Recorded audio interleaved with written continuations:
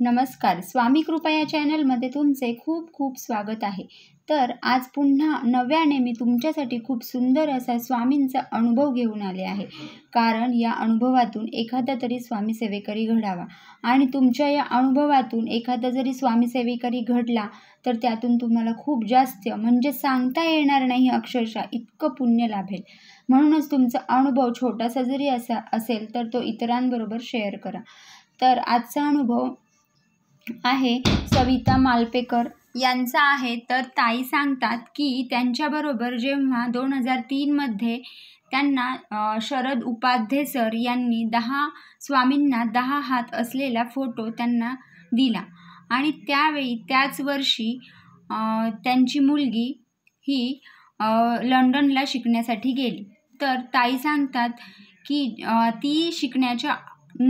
ती शिकायला जाण्याच्या नंतर त्यांना हा स्वामींचा फोटो सरांनी दिला आणि त्या फोटोमध्ये विशेष असं काहीतरी होतं असं ताईंचं म्हणणं आहे. तर ताई म्हणतात ज्या दिवशी मुलगी गेली म्हणून हुरहुर मनात होती आणि अशा वेळेला स्वामींचा फोटो त्यांच्याकडे आला. म्हणजे आधीपासूनच ताई स्वामी सेवा थोडीफार करत होत्या, पण त्यानंतर जेव्हा त्या मठात गेल्या, कारण एकच मुलगी तीही बाहेर परदेशी शिक्षणासाठी गेली, यामुळे त्यांच्या मनात हुरहुर होती आणि त्या मठात जाऊन शांतपणे बसल्या होत्या. पण त्यांना ही चाहूल लागलेली होती की आता काहीतरी वाईट घडणार असा संकेत स्वामींनी त्यांना दिला होता.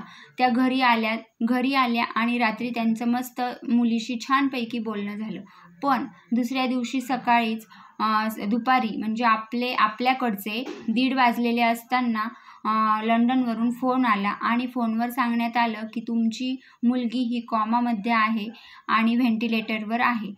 तर असं सांगताच ताई एकदम शॉक झाल्या, कारण ताईंचे मिस्टरसुद्धा घरी नव्हते आणि त्यांची बहीण होती. बहिणीने फोन वगैरे लावले, कारण त्या स्वतःही त्यांना शुगरचा त्रास असल्यामुळे त्याही आजारी होत्या, त्यांना उभंही राहावत नव्हतं.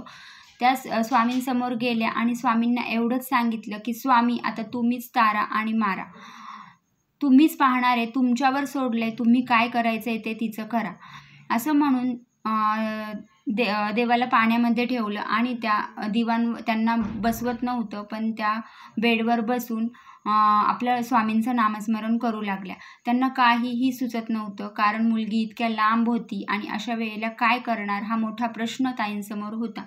आणि अशा वेळेला ज्यावेळेस रात्री त्यांचे मिस्टर घरी आले, तेही बाहेर गावी गेलेले होते आणि असं सगळं घडल्यानंतर त्यांना असंही नंतर फोन आला डॉक्टरांचं त्यांच्या मिस्टरांबरोबर बोलणं झालं की तुमची मुलगी राहिलेली नाही आहे, गेली आहे.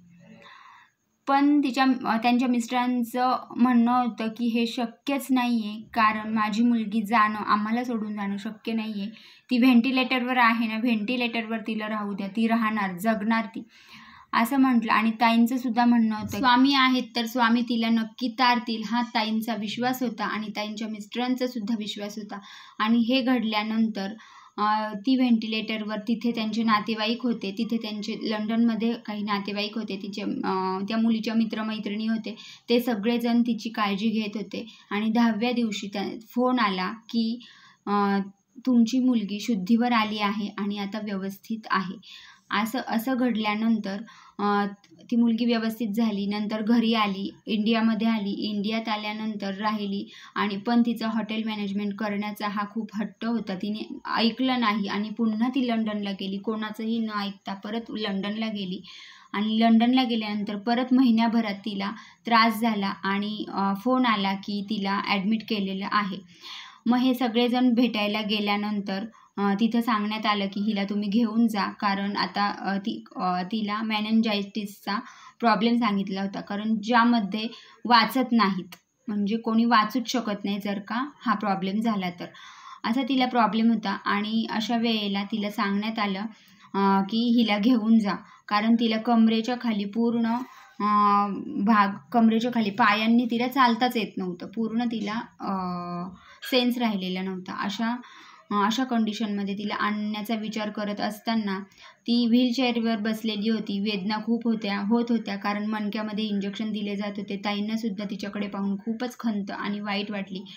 तर ताई तिला एकाच शब्दात म्हटल्या की तू स्वामींचं नाव घे आणि जोरात पाय झटक, असं म्हटले की तिने तसं केलं. स्वामींचं नाव घेतलं आणि जोरात पाय झटकले आणि तिथल्या तिथे ती खडकन उठून उभी राहिली. मला सांगा, हा चमत्कार नाही तर काय आहे?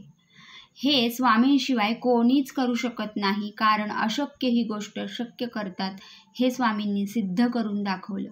म्हणूनच आपले स्वामीही इतके महान आहेत, म्हणजे जो आजार झाल्यानंतर वाचूही शकत नाही, अशा आजारातून पहिल्यांदा तर तिला बाहेर काढलं. कॉमात गेलेल्या मुली, म्हणजे जी गेली आहे अशा मुलीला सांगण्यात आलं, अशा मुलीला पुन्हा स्वामींनी जीवनदान दिलं आणि त्यानंतर पुन्हा पायाचाही प्रॉब्लेम असताना स्वामींनी पुन्हा तिला स्वतःच्या पायावर उभं केलं. आज ती व्यवस्थित ठणठणीत आहे. तर असे हे आपले स्वामी खूप महान आहेत. तुम्ही स्वामींची थोडी तरी सेवा सुरू करा आणि मग अनुभव घ्या. आजचा अनुभव कसा वाटला हे नक्की सांगा. तुमचा काही अनुभव असेल तर नक्की कमेंटमध्ये शेअर करा. लाईक, शेअर आणि सबस्क्राईब करा. धन्यवाद.